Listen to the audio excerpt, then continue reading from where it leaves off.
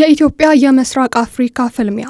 ሰላም ውድ የኢትዮጵያ ስፖርት አፍቃሪዎችና የቻናላችን ቤተሰቦች፣ ዛሬ በሩዋንዳና በኬንያ ሜዳዎች ላይ የተሰየሙ ሁለት እጅግ አስደሳች የምስራች ዜናዎችን ይዘንላችሁ ቀርበናል። የኢትዮጵያ ንግድ ባንክ የሴቶች ቡድን የነገ ጨዋታ ውጤት ሳይጠብቅ ወደ ሴካፋ ግማሽ ፍጻሜ ማለፉን በይፋ አረጋግጧል። በሌላ በኩል ደግሞ በናይሮቢ የተጀመረው የምስራቅ አፍሪካ ወጣቶች የኦሎምፒክ ውድድር ዛሬ ሁለተኛ ቀኑን ይዟል። ዝርዝር መረጃዎችን አሁን እናጋራችኋለን። ዘገባው የመላኩ ወልደሰንበት ነው። ወደ እናንተ ማደርስላችሁ አዲስ መሐመድ ነኝ። እስከ ፍጻሜው ድረስ አብራችሁን ቆዩ።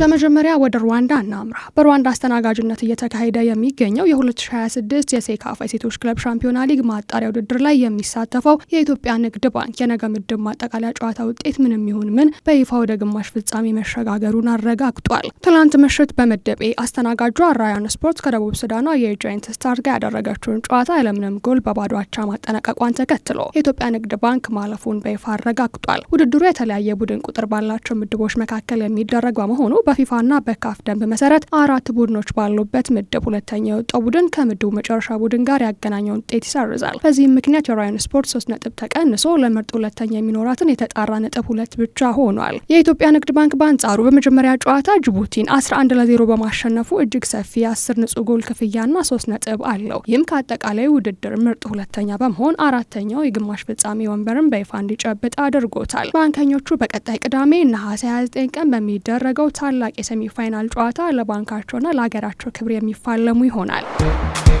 በመቀጠል ደግሞ ወደ ኬንያ ናይሮቢ እንጓዝ። 11 የዞኑ ሀገራትን ያሳተፈው ታዳጊዎችን ለኦሎምፒክ መድረክ ብቁ ለማድረግ የተዘጋጀው ታላቁ የአኖካ ዞን 5 ወጣቶች ስፖርት ውድድር ትናንት በደመቀ ሁኔታ ተጀምሮ ሁለተኛ ቀኑን ይዟል። የኢትዮጵያ ዋነኛ የሜዳሊያ ምንጭ የሆነ ወጣቶች አትሌቲክስ ቡድን ውድድሩን ዛሬ በይፋ ይጀምራል።